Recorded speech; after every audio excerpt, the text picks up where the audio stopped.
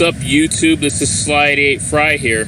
So, I actually just decided to go on to Hulu again recently, and saw that Who Wants to Be a Millionaire is back. My friend John told me it was canceled last year, but it's back and Jimmy Kimmel's hosting, and from what I've seen so far, it's pretty damn hilarious. And because of social distancing, since there's no audience, they replaced the Ask the Audience lifeline with Ask the Host, which I thought was pretty interesting. I would have put in the Ask the Expert lifeline like they used to have in the late 2000s, which is the lifeline I put in there for my Who Wants to Be a Thousandaire video because there was no audience for that. I'm going to have to turn off the AC because I did a test recording and it's heard loud and clear, making it hard to hear the rest of the video. Hey y'all, Scott here. I think I've reached a critical point in my life recently. I feel like I have to actually get up and do something rather than just piss around talking about the Gameboy Color or whatever. Okay. So, this is it. I need to decide. Do I get up and contribute to society, or do I talk about the Gameboy Color? Yes, finally, I can experience the Game Boy in color. Yeah. The Game Boy line of systems, honestly the brand most synonymous with Game portable Boy for sure. on-the-go Hey, gaming. Game Boy Color. Oh, man, what am I going to do on this road trip? Throw a couple Game Boys in the back, you'll be fine. This is the original Game Boy released in 1989. That was actually my family back then. It obviously released that year, there was no way you could miss it. Obviously, it was produced with performance and cost effectiveness in mind. Yep. An ass-green screen with no color, just varying shades of this is fucking disgusting. But it lasted forever on 4 AA batteries and was at a decent price point comparative to the other handheld competitors at the time. The Sega Game Gear... Super Mario Land could be a game style in Super Mario Maker 2, but it's probably never going to be. Although the sequel, Super Mario Land 2, would be the most obvious choice for a new game style. Atari Lynx had full-color displays, and they were lit up as well. You could actually see them. Who could possibly fathom wanting this in comparison to these? Well, Nintendo had an ace up. I wanted to play a Game Gear back in the 90s when I was a kid. I played a demo version of it of Sonic with Sonic 2, the Game Gear version on it, and I really wanted to, but it just never was meant to be. But now I could just play the games on the 2DS or actually on my GameCube with Sonic Adventure DX by unlocking the Game Gear games on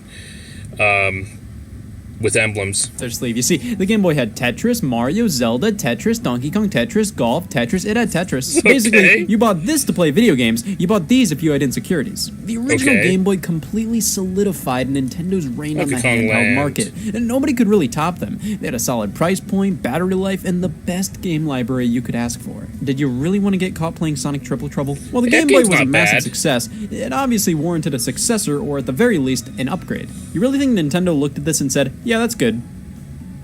They did. It took them 7 years to admit this may not stand the test of time. 1996, we got a redesign, the Game Boy Pocket. More compact, a much clearer screen, but it still wasn't lit or anything. You still needed to bring a lighter if you wanted to play at night. Well, 2 years later, in 1998, Nintendo released another revision of the Game Boy, the Game Boy Light. Like they started to give a shit a decade in? The Game Boy Light was fundamentally the Game Boy Pocket, but not with a screen you could actually use in the dark. It was only released in Japan. Nintendo knows what we like over here. 2 revisions, still not a true successor to the handheld. All the Game Boy games coming out were still designed for the brick of '89. By '98, this thing was screaming, I'm 9 years old, please let me die. It's truly surprising Nintendo was able to make the Game Boy last that long. No true successor in sight. I mean, sure, they released the Virtual Boy in 1995. They sure did. Okay, that was a concept for a product that never should have left the research and development department. Nintendo delayed the Nintendo 64 and needed to release something, which oddly enough was the working title for this. This wasn't a successor to the Game Boy. In what realm was this a handheld? But by 1998, things needed to change. The fact was, the Game Boy experienced a resurgence in popularity due to the release of Pokemon. I guess I didn't have to say that, Scott did. They wanted more power. They didn't want to be restricted to hardware from the 80s. But for a true giant leap in technology, Nintendo needed to wait a few more years. They were in fact working on a true successor to the Game Boy, but it wouldn't be until 2001 for it to release. Yeah, Game Boy Advance was satiate everybody in the meantime, the Game Boy Color came out.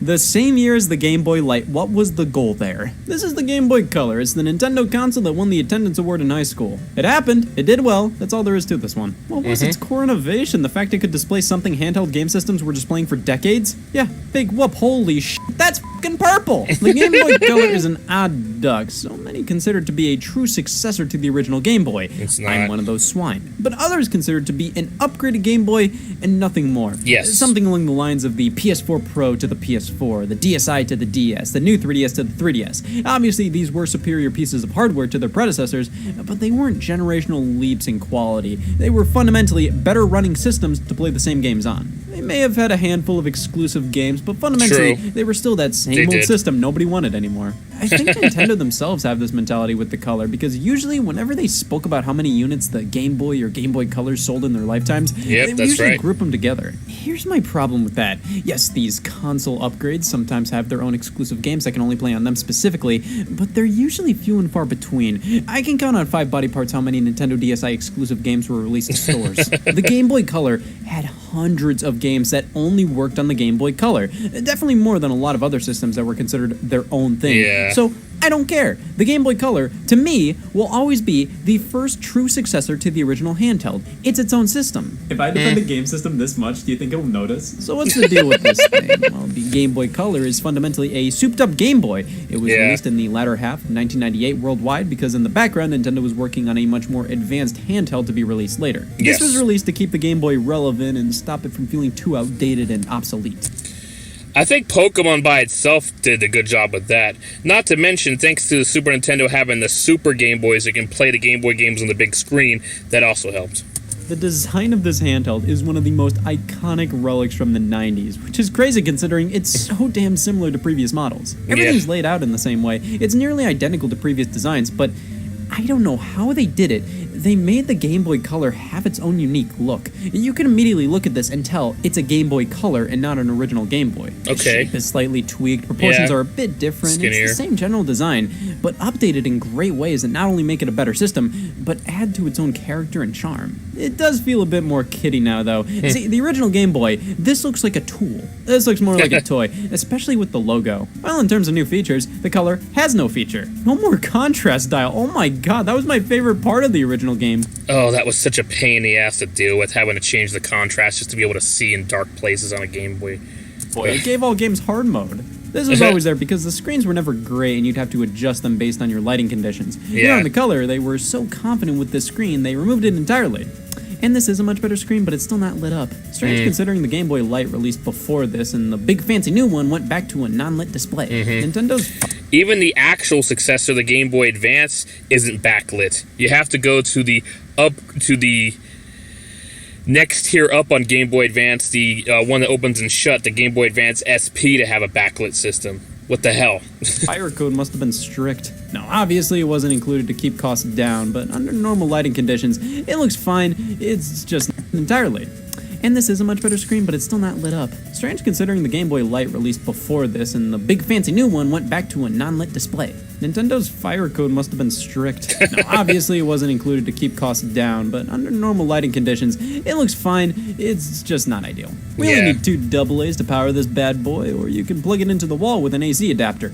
I've never seen somebody do this with an old school Game Boy. There's an IR blaster on the top, basically the same thing used on most TV remotes. It's not used in a ton of games, but when it was used, it was mainly just a way to transfer stuff like high scores to other players. Thank God the never really wasn't noticed lit that for us to get this. The puns all have a comfortable, slightly rubbery feel to them, and I like that. They are all slightly smaller than I may prefer, but hey, at the time, this was the definitive Game Boy if you hated seeing things. So to quote any parent who picks this up, what the f*** is this? The Game Boy Color works as a regular old Game Boy. You can play all your old cartridges, with some of them having added color to them. Most of the time, the color added is literally just... Well, now the game's not completely colorless. There's faint color added here and there, but it's not enough to really say, oh wow, all my Game Boy games are in color now. They just use different color palettes in these games. They never programmed Wheel of Fortune to have color, so the Game Boy Color adds a faint dab of it here and there in very smart ways, so it doesn't look out of place or anything. It's still pretty much black and white, but what once were varying shades of gray on the original model are now varying shades of certain other colors. You can actually change the color palettes on the old Game Boy games with different color combinations on the startup screen. That's true. Like I said, a nice little bonus, though it's not full color and it's not like it changes any of these games. But hey, have you ever wondered what color the sky was in Mario Land? God, you need this thing right now. Speaking of Mario Land, a few select original Game Boy games had specific colors programmed for them, so if you'd play them on the Super Game Boy adapter for the Super Nintendo or later on the Game Boy Color, they'd be more colorized than other Game Boy games, though not like that much more. Well, that's just the original Game Boy games. The Game Boy Color also plays special Game Boy games that take advantage of the new hardware. The Game Boy Color enhanced games are just standard Game Boy cartridges with a splash of color on them, normally black. These play perfectly fine on both systems, but if you have a sense of self-worth, you play them on the Game Boy Color to see everything in Crayola flavors. Basically, these are Game Boy Color games that also run on the original Game Boy. But then we have the games that are apparently too good to be seen on the original Game Boy models. These have distinct Game Boy Color logos on the cartridges, are translucent, and have convex tops. Easiest way to put it, the original Game Boy cartridges you could use as pill organizers. Game Boy Color, not so much. These games take advantage not only of the color, but the upgraded hardware as well. Exactly. But here's what I find really bizarre. Nintendo went to all the trouble to ensure by looking at the game cartridges, you could tell what played on the original Game Boy and what couldn't. But the original cardboard boxes these games came in, they only said Game Boy Color on the front. Even if it played on the original Game Boy, you'd have to turn it around to see if it could play on the original. Now, the exclusive games generally had only for Game Boy Color on the box. But the fact that I just realized that, like, right now, I'm shocked there wasn't nearly as much confusion when these games came out. I mean, a lot of these Game Boy Color games... Oh, NFL Blitz. I don't know why I liked NFL Blitz on Game Boy Color. It was like a guilty pleasure of mine. But looking back at it, I've realized that game is awful. NFL Blitz in the arcade or on the N64 or PlayStation 1, awesome. But I've looked back and realized NFL Blitz on the Game Boy Color is an awful port of that game. It is so freaking bad. I don't know why I liked it at the time. I guess I tried to like it. I guess I wanted it to be better than it actually was. I actually didn't really play the season mode very much because you had to use passwords. They didn't have the ability to save. So looking back at, Game Boy Color NFL Blitz is awful. Awful. That said Game Boy Color on the box, played on the original Game Boy no problem. Now, if you tried to play Game Boy Color only games on the original Game Boy, you'd get unique screens telling you to piss out. I always liked that many of these games didn't just display generic error messages. Just seeing a logo or special design is a cool little detail. I like that too. What matters is the games on the Game Boy Color and what released on it. I had a weird nightmare back then in the 90s where I actually did play a Game Boy Color game on, like, a Super Game Boy, and then it, like... the game, like, went crazy. It became a different game or something, and I wasn't in any control of what was going on. I don't know, it was weird. So it got me curious, and I actually tried it for real, and I was like, oh, that's cool. It just shows a message with the, the character, with the font from the game, and, pictures that go with the game to tell you, oh yeah, this doesn't work. You have to play it on Game Boy Color. But the fact that I had that weird nightmare about it, which just made me curious about it. And yeah, it was a nightmare because for some reason I was horrified, even though I shouldn't have been. So what released on it? Well, here in North America, we got 4 titles that launched alongside the system, and it was just a bunch of bullshit.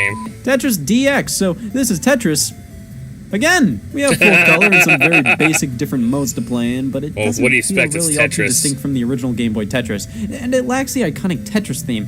All right, this is going. How could you do that? Game & Watch Gallery 2. So the Good Game & choice. Watch Gallery games were compilations of the old school LCD Game & Watch units Nintendo would make. Yes. They're all very simple games, and Gallery took those titles and remade them with Mario characters and some new twists. Good choice. While also I incorporating have the the 4th original game on versions as well. GBA. I couldn't have thought of anything better to launch with this brand new high-tech Game Boy. Fucking Game & Watch games. Centipede, yeah, that was a graphical showcase. And Pocket Bomberman, which in all fairness is a cool Bomberman title. It is. It's actually more of a side-scrolling platformer compared to the traditional overhead Bomberman games. Yeah, it's fun. Can't think of better games to launch a system with.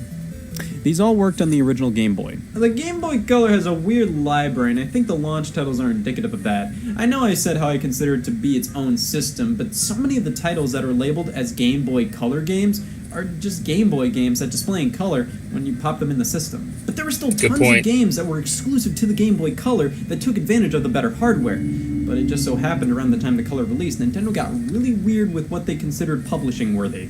Okay.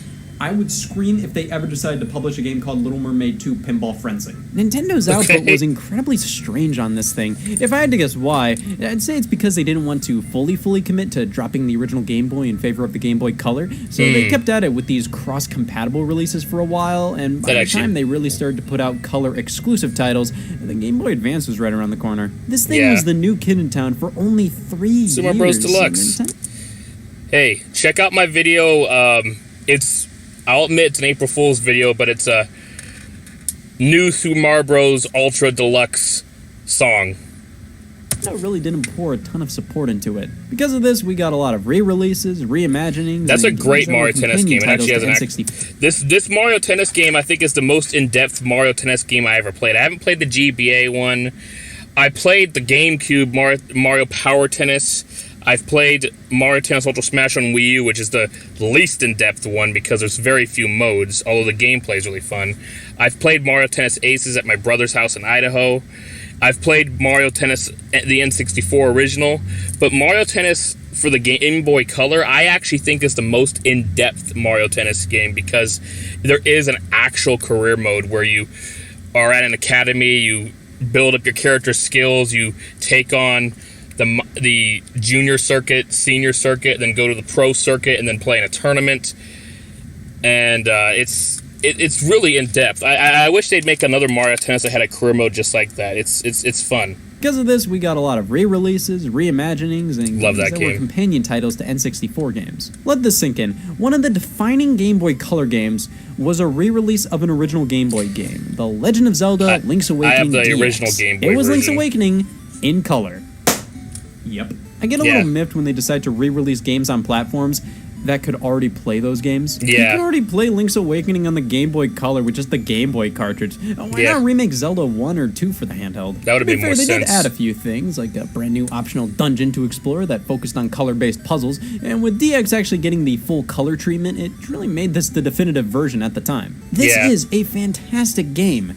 It was just an old one. Of course, this re-release worked on the original Game Boy as well, good for it, but what about something that could have only run on the Game Boy Color? Well, lucky for us, Nintendo put out the original Donkey Kong Country on the system. Holy shit, this is raw. I mean, at the time, this was a pretty faithful interpretation of the original SNES game. It was always amazing seeing what once was a home console game run on a handheld. Would rather play the original SNES version.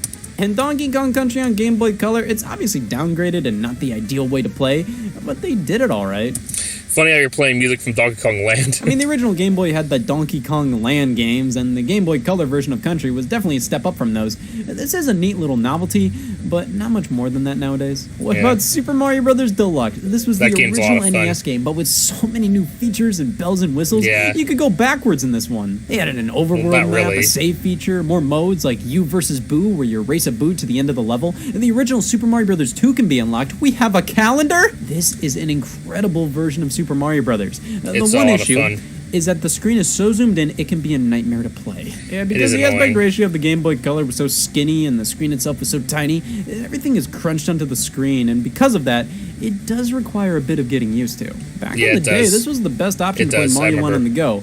But now when I play this, I just think, my god, it doesn't have to be this way. Nintendo always does this thing where they make the definitive version of one of their games, but it would have like one massive downside. It happens every time. Donkey Kong Country returns 3D. It includes brand new content, a new difficulty mode, it gets rid of the motion controls from the Wii version, it doesn't look as nice, it runs at half the frame rate. Come Rather play it on the Wii. Mario Tennis and Mario Golf released on the Nintendo 64, so in tandem with that, they made some Game Boy Color versions. These are completely different. While the console versions were basically sports party games, these are full-blown RPGs. You play as children, and your goal is to try to beat Mario at sports. IGN gave Golf a 10 out of 10. I'm definitely more of a golf guy, but these are both still solid titles. I'd say give them a shot purely based on the fact that they are exactly what you don't expect a Mario sports game to be. Like, who are these people? But what about the wackier, more experimental side of Nintendo? Well, there was Kirby Tilt and Tumble, a motion control. Oh my god, I missed that game. I played it when it was pretty new, and I wish they would release a new Kirby Tilt and Tumble. Like Kirby games, the main series games they keep going with, but the spin-offs, the only spin-off I could think of with a sequel is Kirby Canvas Curse. For the DS, there was Kirby and the Rainbow Curse on the Wii U, which is also fun, but I want to see a Kirby's Dream Course sequel, because that game is amazing. I still play it to this day. And I want to see a Kirby Tilt and Tumble sequel, because the cartridge had to be a special cartridge to be able to do tilt controls on your Game Boy Color. And if you wanted to play it with the Game Boy player, connect that to your GameCube to play it on the big screen, since you had to tilt the Game Boy Color to control Kirby, well, the cartridge is the reason why. Therefore, you insert the cartridge into the Game Boy player, put that disc in the GameCube, and you end up having to tilt the GameCube to control. That sucks.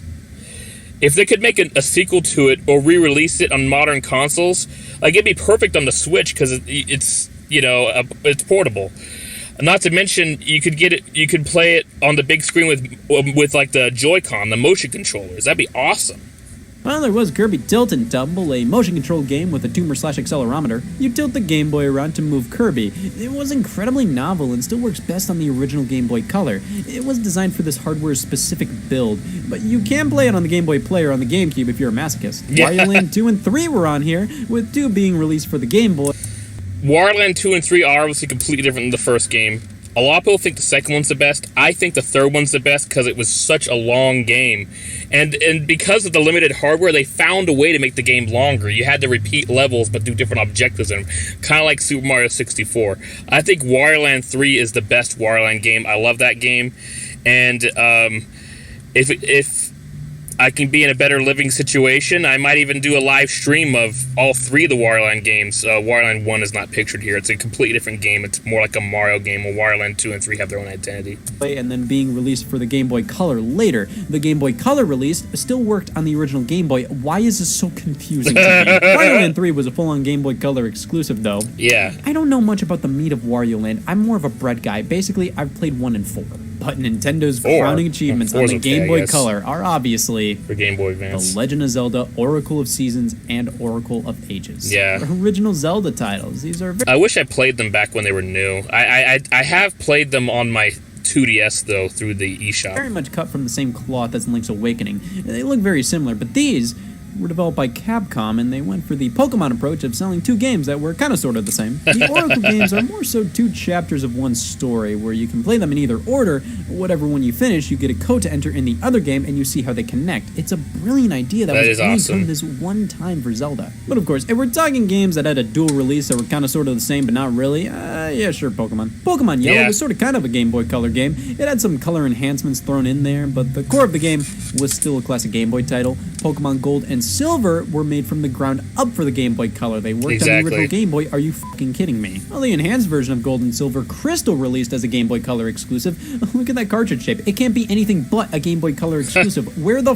was the only for Game Boy Color logo on the box? I was really confused. The Game Boy Color is definitely where more and more Pokemon spin-offs were starting to show their head. The trading card game, pinball, puzzle challenge, they were definitely up to do weirder stuff back then. Yeah. Speaking of which, Nintendo didn't do a ton of huge first-party stuff on this machine, but they published damn near anything they could. Quest for Camelot? Go for it. Bugs Bunny's Crazy Castle 3? Why not? Beauty and the Beast, a board game adventure? F*** it. Hamtaro, Ham Hams Unite? I've heard worse. Little Mermaid 2, Pinball Frenzy? What the hell? Or maybe even weirder is Bugs Bunny Crazy Castle 4. Nintendo's internal American development studio, Nintendo Software Technology, developed the games Bionic Commando Elite Forces and Crystalis, with Nintendo as a whole publishing them. These were Capcom and SNK properties that Nintendo just decided to develop and publish on the Game Boy Color. Like I said, their output was weird on this thing. And not only that, but we got games that nobody ever expected on this handheld. Metal Gear Solid, Resident Evil Gaiden, Tomb Raider, Driver, GTA 2. Many of these actually played fairly well. There were tons of cool games developed. I actually never played the Perfect Dark for Game Boy Color. I wanted to, but I just wasn't allowed to get the game, even though I played the N64 version, which was rated M for mature. But I want the Game Boy Color one in that combo pack thing that you plug into the N64 just to unlock some cheat codes on the N64 one for sure. But I would like to see what the Game Boy Color one game is like too. First tried to bring over to the Game Boy Color, and shockingly, many of them worked out fairly well. Not only that, but series like Dragon Quest and Mega Man came over gracefully, and new ones like Tokitori and Shantae started out here. That's interesting. It's still a weird fucking handheld. I may have been wrong about this thing. This system isn't nearly as in-depth as I thought it was. A lot of the games that were labeled as Game Boy Color titles were just Game Boy games with colors programmed into them. Even Nintendo support on this thing was really weird and lackluster. You got a few original Zeldas, some ports and remakes, Mario Sports titles, developing and the Game Boy Advance. That's basically it. But still, original Zeldas, and a Pokemon. Those are huge games for Nintendo to just put them on a simple upgraded Game Boy if it was only a simple upgraded Game Boy. What the f*** was this thing? An excuse for me to waste 17 minutes. Yeah, I guess so. Alright, well, thank you so much for watching this React video with me. It was a lot of fun to watch. This brought back a lot of memories since I grew up in the 90s. I was born in 1988, so I was a child in the 90s, teenager in the 2000s, became an adult in the mid to late 2000s. This was a lot of fun for me to watch. I really enjoyed it, and I do actually have to agree. The Game Boy Color is kind of weird when you look back at it because there's a lot of exclusive games for it that you could play later on the Game Boy Advance, Game Boy Player, but it was still considered. But the Game Boy Color sales still counted towards the sales of the Game Boy, even though it's upgrade. I still think that's fair because so many games that were colorized better on the Game Boy Color worked on the original Game Boy and the Super Game Boy anyways. Once again, another great video from Scott the Woz. I look forward to reacting to some more videos from Scott the Woz. Just letting you know, please check out my hilarious comedy compilation, Sly Fry Productions Compilation Plus, which has all of the comedy videos from my retired channel, Sly Fry Productions, as well as some additional videos from this channel, Sly Fry, and another one of my retired channels, Broadsword Media. I feel like I should just kept everything on this channel and never started separate ones. But anyways, coming soon will be what won the latest poll, gaming videos from the year this channel was born, 2008. Do bear in mind that it was 2008. I didn't understand compression as well back then. And the other thing to consider is that just in general, it was video quality back then just wasn't as good as it is now. So it may be a little difficult to watch compared to like newer videos, but it'll still be a fun time. Super Smash Bros. Brawl back when it was new. I got Fire Emblem Path of Radiance recorded on there. I got Sonic Adventure 2, Sonic Unleashed when it was new, and many others. But anyways, thank you so much for watching. Scott the Woz, he is hilarious. I hope he gets to 1 million subscribers soon, or maybe he has by now. I'd love to get to 1 million, but that's wishful thinking. I'd be happy just to get to 2,000 by now. Anyways, thank you so much. Please like, comment, subscribe, and click that bell icon to add me notifications.